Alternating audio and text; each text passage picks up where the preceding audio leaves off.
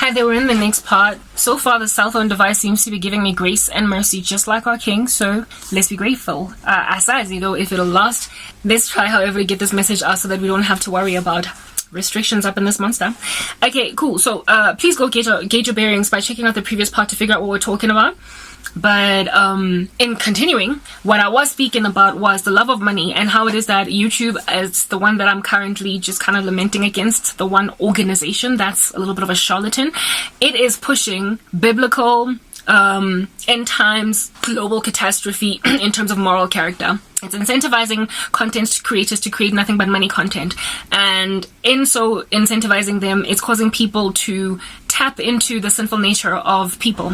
Our sinful nature as human beings, we are born dead in trespasses and sins. We are born totally depraved. It is our default setting to just like doing that which God said we shouldn't do. Okay, we are sinners like that, and these people who get incentivized by platforms like YouTube to create money content are tapping over and above just the love of money. They're also tapping into the sinful nature of people unto sloth, laziness. Do you understand? So if at all you can pair making money with making money really easily, like in a pyramid scheme, you and the heaven will then do such a thing as that.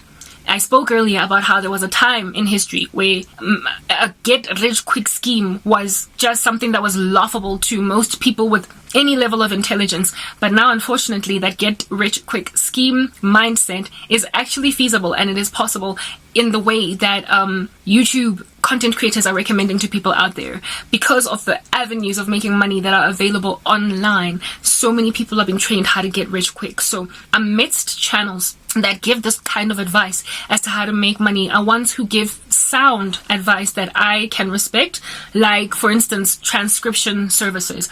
To transcribe, it's to actually, watch a video and actually put it in words. It's work. So if you're going to be getting paid $20 an hour for that, that's a job. Like, it's okay.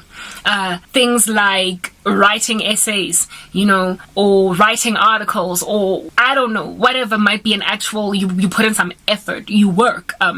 Affiliate marketing, for instance, for me is a worthwhile way to make money, because you actually have to invest in a marketing strategy to actually get people to buy a product. So you are a sales representative, you're a salesperson, you're a marketer. I get that. But my goodness, some of the other recommendations. Now, it also depends on your, not so much skill level, but interest, okay? You can't just insist on capturing data if it is going to bore you out of your mind and you're going to drop it tomorrow because you're exhausted with it. Or you can't read books and review them for a fee if you hate reading. You need to be, of course, realistic in terms of what it is that you can take in your stride and maintain it, and so get like an online job when your country has got an unemployment rate that is like basically piercing into heaven. All right, those are jobs. They're actual jobs, and instead of you walking into a 9-to-5, you're actually doing it in your backyard, in your house, in the comfort of your bed, whatever. But there are people who have got these for titles, believe it or not, okay, and they are raking in the dough for giving such content such advice in their content. Make money lazily. Make money in your pajamas. Make money without lifting a finger. These are their titles. Just in Jeffella, from the title alone, you're in trouble. Just from that title alone, you're in trouble. One woman went out of her way to even wear pajamas in her entire video to help people understand just how much they could basically be sleeping while making this money. Okay, no, that is not okay. Like, just from a biblical vantage point, you don't get to call yourself a Christian and tell people make money in pajamas while you're sleeping in bed, because this is what the Lord has to say about that. A little sleep and a little slumber and a little folding of the hands to rest, and poverty will overwhelm you like a thief, and scarcity or lack like a bandit. The Lord also says, as a door turns on its hinges, so too does a lazy man turn on his bed. So you don't get to do a YouTube video in your pajamas where you are not advertising nightwear, okay? And tell people this is how you get to work, because the Lord will flat out tell you, depart from me, worker of iniquity, I never knew you. If you say to him that I was on church every Sunday, I even prophesied in your name, and in your name gave did many mighty miracles, and in your name cast out demons, God will tell you to depart from him. And when you ask the Lord, but why? He's going to say, because you taught people how to be lazy. And your answer will be like, no, God, I was trying to train them in financial literacy so they can overcome poverty. And the Lord will tell you, I taught you to go out there and make disciples of all nations. And disciples are more like Abel than they are like Cain. You taught the world to be like Cain, to give me unacceptable sacrifices. And so they went on right ahead and took your advice and actually made money on the internet, became pompous, arrogant, beefed up with all of that insanity against those who are struggling to earn a living by the sweat of their brow. You caused that to be the general climate on the earth, and you expect to enter my heaven. You caused many to sin. And it is written in God's word, if anybody causes these little ones, any of these little ones of mine to sin, it'll be better if a millstone were tied around their neck and for them to be thrown into the ocean than for them to face Christ at the judgment. The Bible also says that offenses must come. We take it. However, woe to the one through whom these offenses come. So if you cause people to sin, you can forget about entering heaven. So content creators that call yourselves Christian, that want to enter rest, that even find themselves in church on Sunday, that do financial literacy content on the internet, bring down, I am kidding you not, every last video where you are trading people to be lazy, where you are rocking up wearing pajamas to incentivize them to listen to you because you're going to help them make money without doing a single thing, without lifting a finger. If your title is anything to do with make money lazily or whatever, you need to bring that content down as an act of the first act you do in repenting. And then you must launder the rest of the content that you have uploaded, where anything at all where you have spoken about helping people to make money lazily, get rid of it. If at all you are not trading people to be Abel, but you are training them to be Cain, you need to bring that content down. And I'm not here just being contentious against those people, all in the spirit of y'all are bad people. I am looking out for y'all's souls, okay? Otherwise your blood is on my hands, and I ain't trying to do that. Your blood will be on my hands. I care about souls. I'm a child of the living God, and I'm out here trying to make disciples of all nations. And the Lord said that if it is possible, snatch some even from the flames of hell. So I'm trying to snatch these content creators out from the flames of hell. Go on right ahead and capitalize. Okay, God said in His word that believers, children of mine, I've sent you out there as sheep among wolves. Therefore, be innocent as doves, though shrewd as snakes. So I'm not saying do not capitalize on the worldly strategy to incentivize people for creating money content. That is the world. However, you're not of it, meaning that you can ride that high CPM or a CPR or whatever rate that you get because you're creating financial content, but without being a sinner. You can literally earn a decent living within a system that is very corrupt and wicked. However, in and of yourself, you are segregate. You are separate. Be ye separate. Be holy, for I am holy. You are holy in an unholy atmosphere. That's frankly how it is that we're going to be living all the way up until the end of the ages. We're going to be a people that are immersed in organizations and industries that are evil, satanic, nefarious, but we're going to be doing a different thing. We're going to refuse to produce content that is going to, throw people off the edge and essentially get them condemned eternally.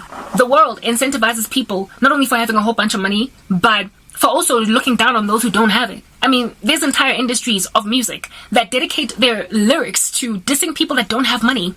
Rapper Future was recently heavily profaned with all different kinds of epithets. Some chick that commented on one of his videos where he was in studio recording on Instagram, and she said, I'm getting demon vibes all over the show. This whole scene seems really satanic. And rapper Future's response to this DMer, who was surprised to be responded to by Future at all, but Future was so offended by this chick's comment, and he was so taken aback by that statement, indicating that he has got conviction of sin. Because otherwise he would just ignore a fan writing him, DMing him. But he responded to her and called her all different kinds of epithets, right? All different kinds of colorful, a litany of funny little language, calling her poor, broke, like she ain't jack. Like his main attack at her was not so much, don't come at me calling me demonic, or don't judge me, or whatever. He just he just dissed her because she was poor. He called her poor. He called her bankrupt or broke. Of course, with a myriad of other colorful language. That was Future. So it turns out that when people don't have money, no longer does society lend them compassion because they're struggling, and so take care of the needs of the needy or the poor, those who lack, who don't have as much as you. No longer does society elevate that kind of altruistic activity. They rather elevate the activity of mocking or reviling those who don't have much. This chick, Future had no clue. She could have been an heir. She could have been like a Paris Hilton that, however, is yet to be known on the world scale. She could have been wealthy, but he made an assumption that she was poor. And in making that assumption, imagine that it would be offensive enough to her to derail her from her, what he calls a reviling of him, down speaking to him. He imagined that the best way to offend her would be to call out her socioeconomic standing, because the world has made socioeconomic standing of people the barometer for gaining of respect. So you don't get respect if you don't have money, meaning that some of the best people in the world with the best character, with the greatest to offer, with the biggest hearts, insofar as they don't have money, are going to be the most disrespected, when those are virtues we ought not only cultivate but also try to pontificate. We need to try and get more and more people running with that. But Future, does that shit for being broke, even though he didn't even know if she was really broke, but he did it precisely because calling a person broke in society is apparently a diss. It is apparently a diss, when it used to be just a label. It just used to be a noun. Now it is an adjective. It is something that is used to describe the importance of a person in society. So with that being like a thing, Future's little funny little epithet at that girl is an evidence of how the world at large thinks. The love of money has made people disrepute others based on having it or lack thereof, and when people face loss of money as well, they also are prepared to do just about anything that they can to either keep that money or make it again now that they're losing it, so they don't lose respect. Okay, so if you try to gain respect through money, you are putting yourself down some kind of a rabbit hole, entering into wonderland that's going to land you in the abyss, in the eternal lake of fire. And when you pontificate an agenda of that nature, you are forcing the world to be kept outside of the will of God. And so therefore sending a whole bunch of these people into the eternal lake of fire. We as Christians are never going to be able to erase sin from the face of the earth, but we can snatch some people from out of the flames. And if you call yourself a believer, you cannot participate in the mutiny against people's souls. This is a devilish strategy altogether. I am mocked and bereaved as a result by my entire family because I don't have money, even though I am with virtue, I'm intelligent, I've got so much to offer. But everything that I have to offer is irrelevant because I don't come packaged with wealth. As a result, nobody's even listening to my content. Because of my poverty, because of the squalor from which I come to even record these videos, I am entirely ignored. And any day, people would be more prepared to listen to someone with a better background, better lighting conditions, better recording quality, even if the content is not as high quality, just purely because, like I said, they come from a better looking environment, therefore suggesting they've got more money. Those things are on an equal scale, which are an abomination to Emmanuel, and we cannot continue to proliferate it. So therefore, if you call yourself a believer, you need to steer clear from this. You need to stop equating or tantamounting poverty to respect or lack thereof, or wealth to respect or lack thereof. Those two are mutually exclusive, and yet they are made to be correlated to one another by the standards of this earth that completely disqualify certain groups of people. Next part.